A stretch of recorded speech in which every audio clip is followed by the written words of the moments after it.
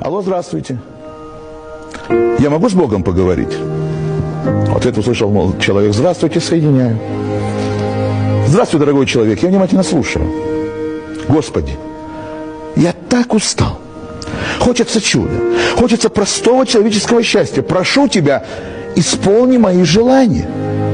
Конечно, дорогой, все что угодно.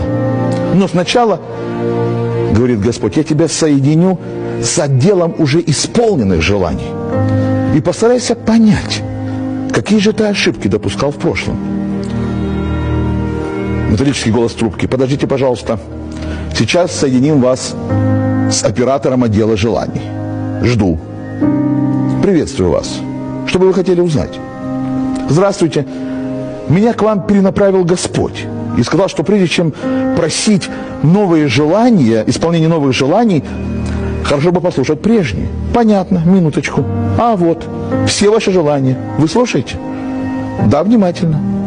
Хорошо. Начинаю с последнего. Надоела эта работа. Исполнено. Работа надоела.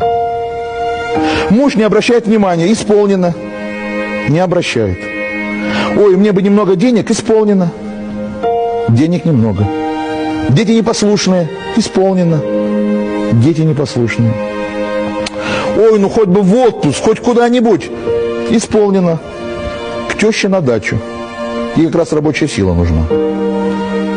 Ну вот что такое? Никто цветов не подарит. Исполнено.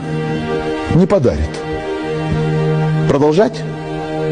Здесь примерно на год чтения. Нет, нет, я все понял.